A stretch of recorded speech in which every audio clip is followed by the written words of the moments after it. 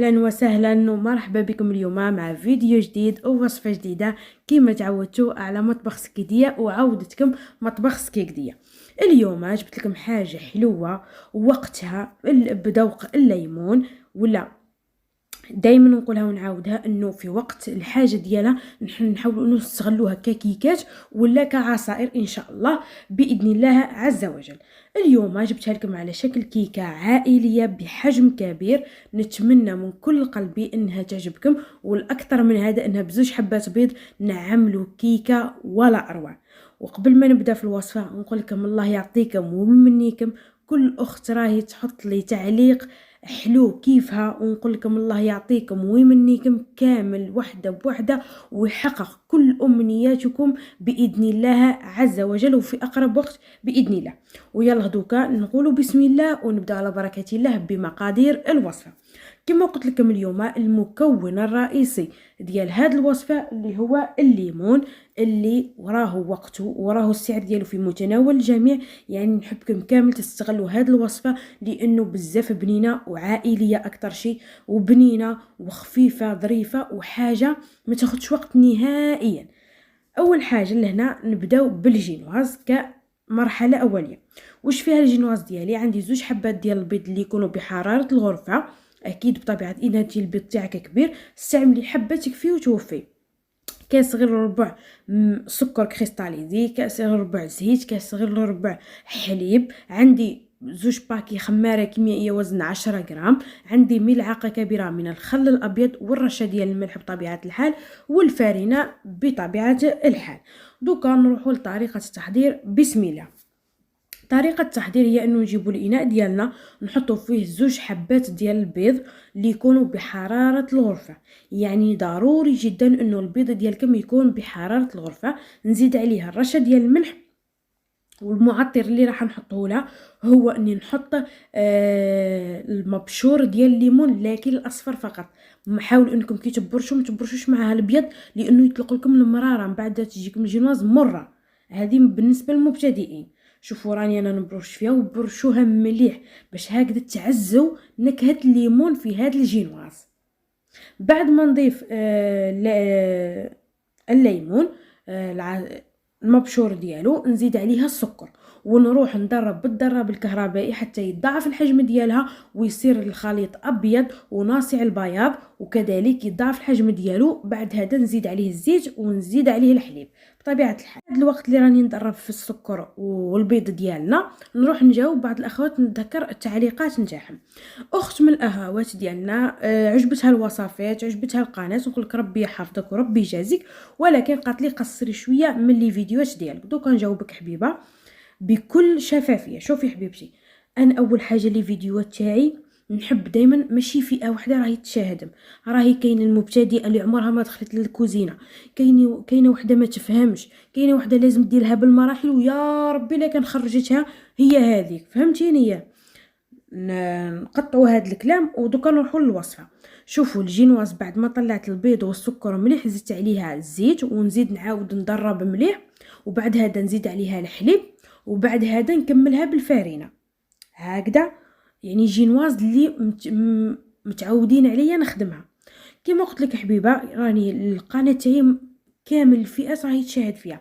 كاينه اللي تحب تتعلم لاباز ديال الكوزينه، كاينه وحده كي تعطيها وصفه تحب تتمعن مليح في واش راني نهضر باش هكذا تنجح فيها. وبالفعل اخوات راهم يشاهدوا في لي فيديوهات ديالي حبيبه من اول الى الاخير، صدقيني، وراهم يشاهدوا وخداو الملاحظات ديالي بعين الاعتبار، وراحوا عملوا الوصفات ديالي ونجحوا فيهم وخرجوهم احسن من ديالي. شتيوي؟ لانه يا حبيبتي شوفي الفيديو ماهوش طويل، راهي الوصفه اللي تتطلب هذاك الشيء. فهمتيني؟ مثال نعطيلك مثال. قبل ما نعطيلك المثال نروح نهضر لكم في الجينواز. شوفوا بعد ما حطيت السكر والبيض والزيت والحليب خلطت كل شيء كيما راكم شفتوه معايا في الفيديو. دوكا نحيدو ونبدا نحط في الفارينه ديالنا حتى نتحصل على خليط اللي يكون متجانس ويكون ما هو ثقيل ما هو خفيف. كيما مثال في تاع الدوار تاع الدواره كنت قادره انا الدواره مثلا نغسلها وحدي، يعني ما نصورها ما والو، نجي نقول لكم غسلوها عادي، ديروها كيما هكذا وروحوا حطوها هكذا ونطيبوا بها عادي. ولكن لا ما تجيكمش كيما ديالي، انا عطيتها من لاباز ديالها، من الغسيل ديالها حتى الخدمه ديالها، فهمتوني؟ وان شاء الله يا ربي حبيبتي تكون الفيديو ديالي خفيفه ظريفه عليك وعلى كل الاخوات اللي راهم يشاهدوا في لي فيديو.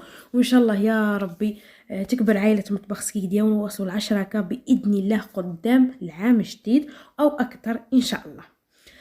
بعد ما ضفت الفارينه كما شفتوني، بالنسبه للفارينه كما شفتوا الملاعق ديالي حطيت 4 أو 5 ملاعق، ولكن على حسب النوعيه ديال الفارينه، يعني كاينه نوعيه تشرب وكاينه نوعيه ما تشربش.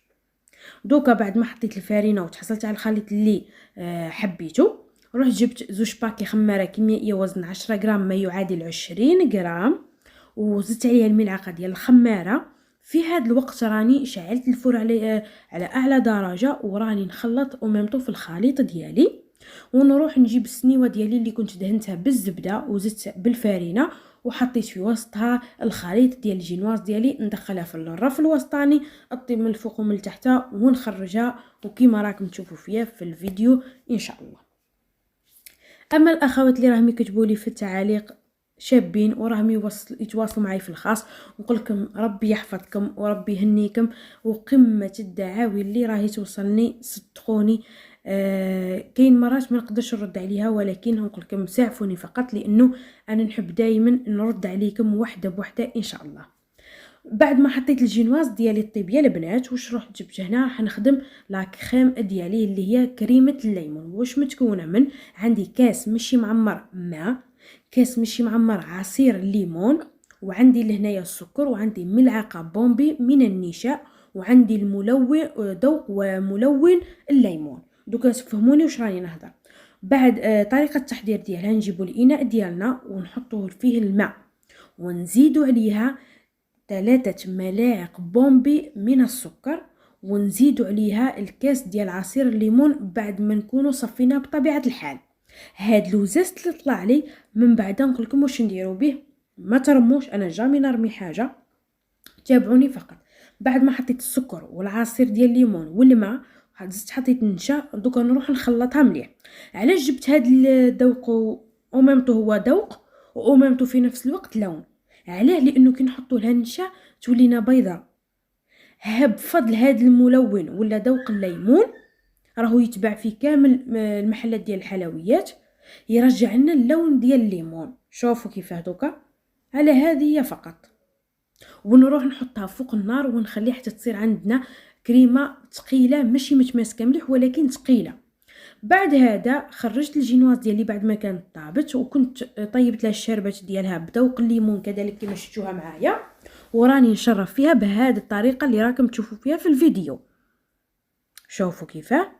ونخلي انا اكيد الجينواز ديالي راهي بارده والشربات راهي سخونه. شوفوا لا كريم ديالي راني حاطتها فوق النار ديالي وخليتها الام نتاعي هي اللي تحرك فيها، ما تحطوش فوق النار وتخلوها وحدها، لا. بعد هذا جبت نحضر الكريمه الثانيه اللي هي الطبقه الاولى جينواز، الطبقه الثانيه كريمه، والطبقه الثالثه تاع الليمون. هذاك اللوزاز اللي خليناه زدت عليه الماء بارد وريحه نطلع به الشونتي ديالي. علاش ما رميت هذاك اللوزاز؟ باش نعزز نكهه الليمون في الشونتي كذلك، باش تعطي لي طعم الشباب ما شاء الله. شوفوا كيفاش طلعناها بالدراب، ونروح نخليها على جنب حتى الجينواز ديالنا تشرب لنا وتصير عندنا يعني في نفس الوقت جينواز مشربه وبنينه وخفيفه. شوفوا كيفاه. دوكا راني جبتها بعد ما بردت اكيد بطبيعه الحال وخليتها تتشرب، راني راح دوكا نمشي فوقها كطبقه اوليه اللي هي ديال الشونتي اللي طلعناها بذوق الليمون كما شفتوني، واللي يسيوا حتى نتحصل على سطح اللي يكون املس ضروري جدا. شوفوا كيفاه.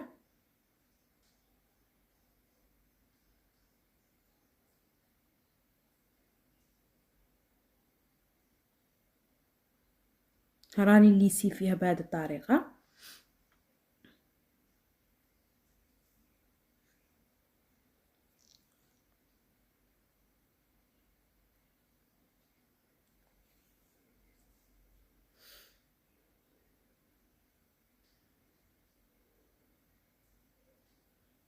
بعد ما ليكسيوها يا البنات بهذه الطريقه كما شفتوني، نروح ندخلها الكونجيلاتور تبرد مليح. يعني كي نقول لكم تبرد مليح.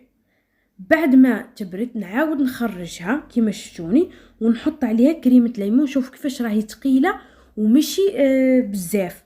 علاه دوكا كي رانا راح نحطها فوق لا كريم ديالي هذه، راني حنعاود ندخلها الكونجيلاتور، راهي راح تزيد تشد روحها مليح.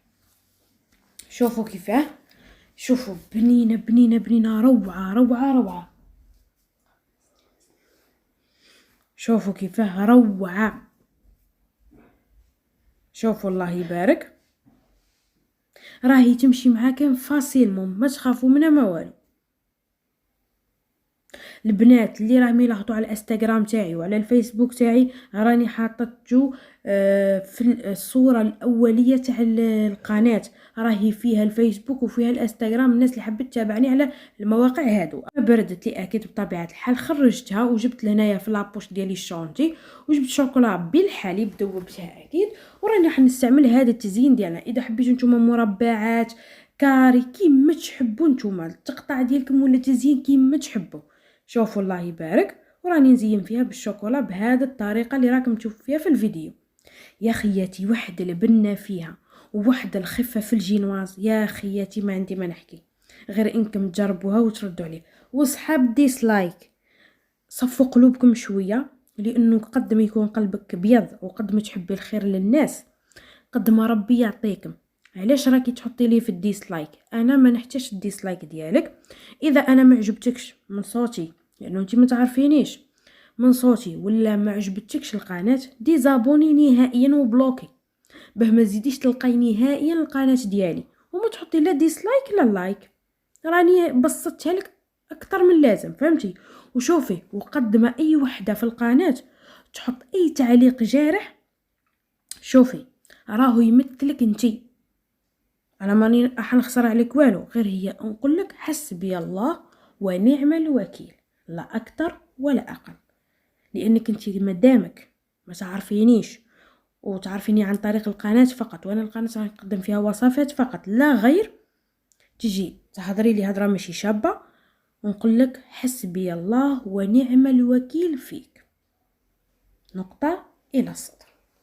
شوفوا يا البنات، بعد ما خليتها عاودت بردت لي، الله الله تشربت لي.